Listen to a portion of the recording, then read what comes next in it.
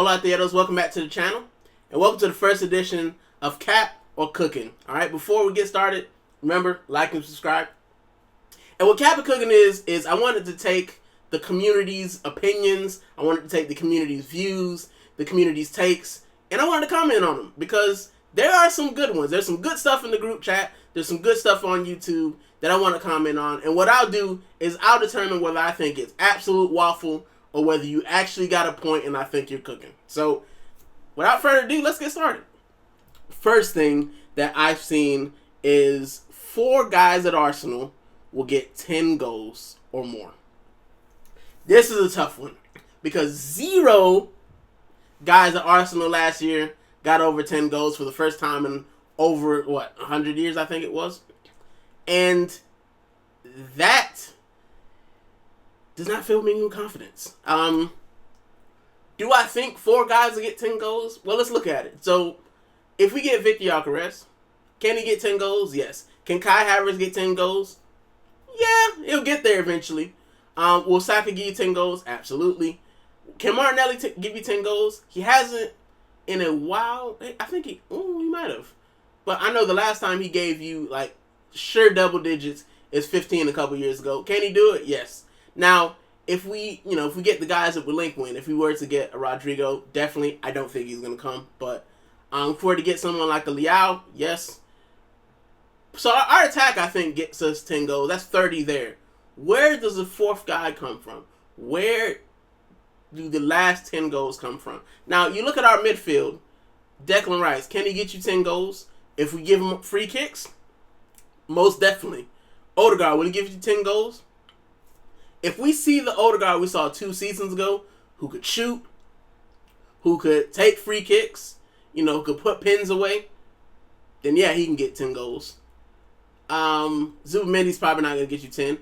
You know what? Funny enough, I think Gabriel might get you 10, to be honest, with just headers, with set pieces. But do I think 4 guys will get 10 goals? I'm gonna say you cooking with that one. I'm gonna say you're cooking with that one. I think it's hopium, but I think 4 guys will get 10 goals, and I think next year we'll see some cooking. We'll see some cooking on the fields when it comes to goal. So I'm gonna say you cooking with that one.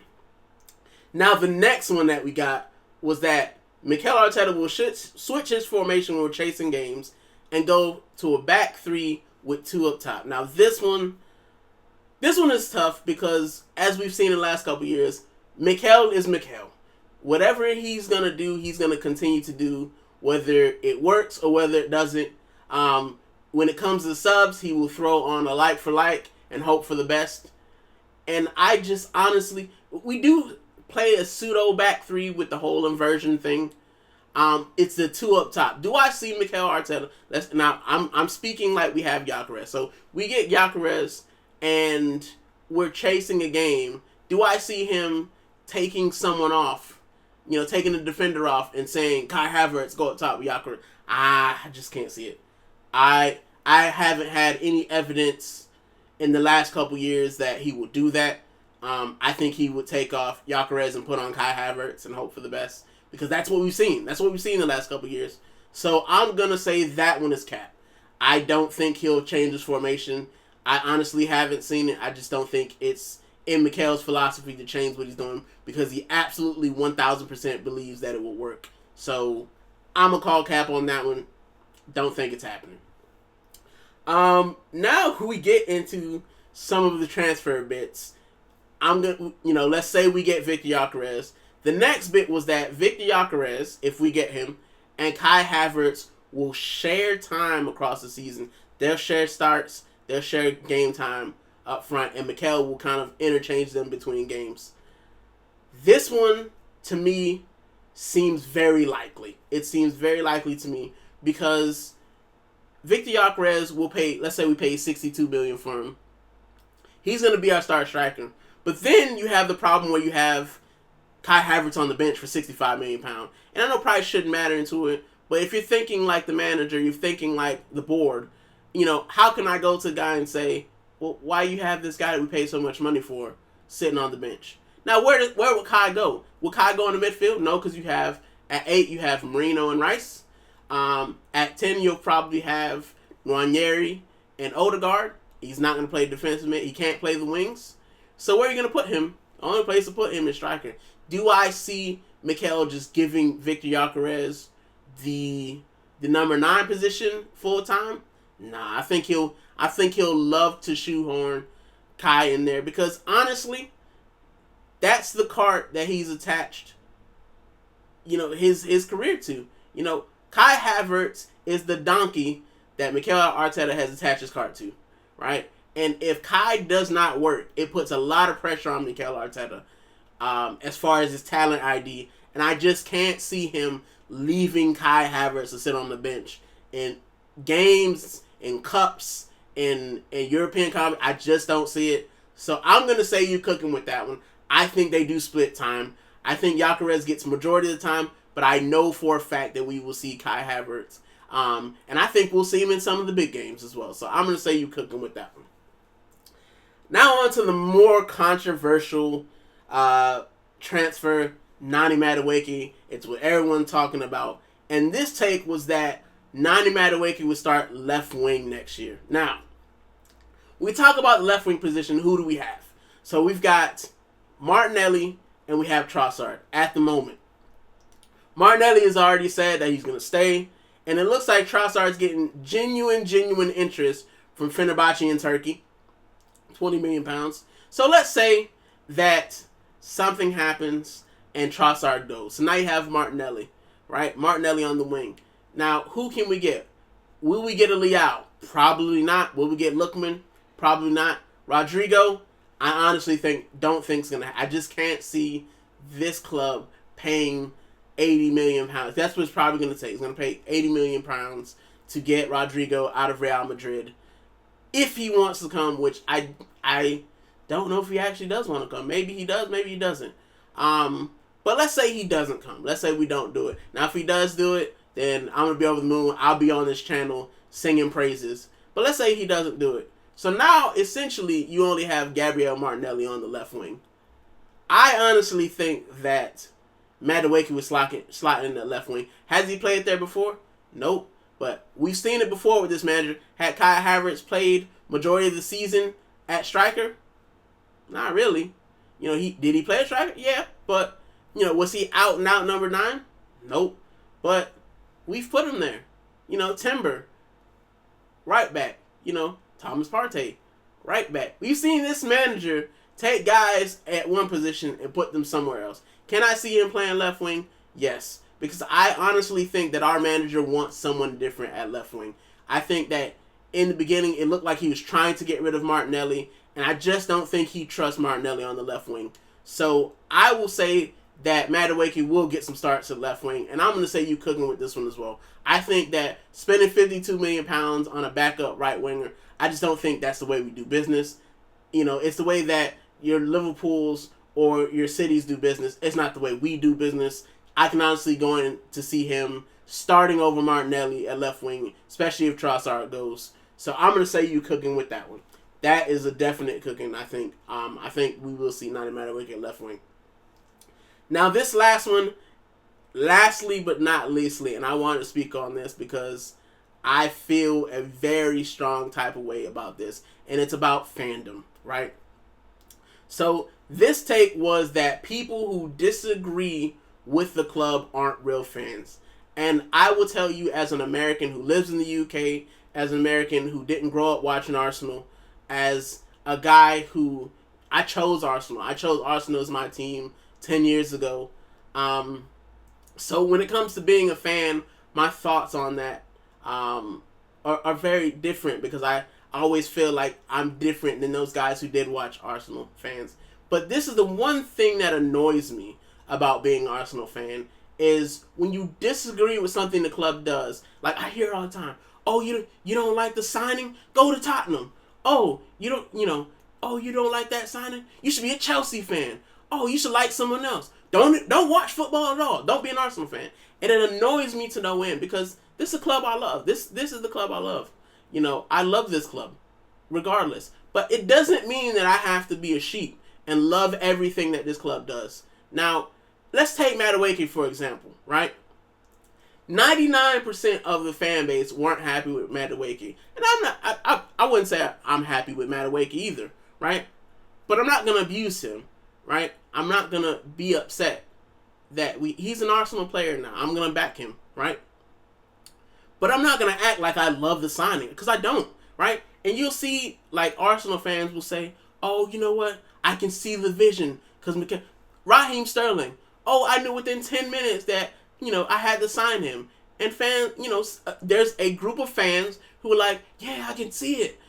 And a group of fans like me saying, he hasn't done anything at Chelsea. He hasn't been good at Chelsea for the last 2 years. And now he's just supposed to come to us and be great. And guess what? Surprise, surprise, he wasn't. Right? It's not about being right. It's about giving my opinion on the club. I'm a fan. Like, I'm not a match-going fan. I don't go every week. I do get to go more than my counterparts back in the U.S., but it doesn't make me any different of a fan having a different opinion whether I go to matches or I don't, right? I just don't have to agree with the club, especially when it comes to our leadership, right? Was I big on Mikel Arteta? No, right? I say it from the beginning. I wasn't big on him, right? But can I see what he's done? Yes, I can. And, he took us from, a club that looked like it was going to be going toward mid-table and brought us back into contention, right? Do I think that he'll get us over the line? As of right now, I'm a guy who likes to deal based on what I can see, based on evidence. 6 years of not winning the title, do I think that he can do it? He hasn't shown me that he can. It's just like Brendan Rodgers. He didn't show the Liverpool fans that he could. Now, I like to use Brendan Rodgers because when Brendan Rodgers was finishing second, Liverpool fans were probably over the moon, right?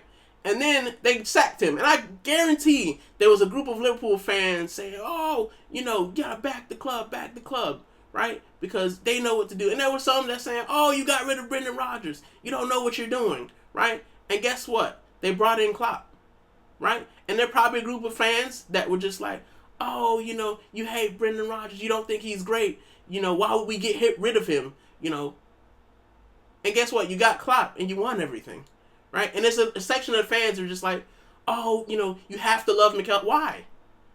Our job as fans is to support our club. Our job as a club, as a football club, is to win trophies. That's what football clubs were created for, to compete for the trophy, right? If we didn't compete, you might as well just go Sunday League. I can go down to the local fair and park and just watch dudes run around.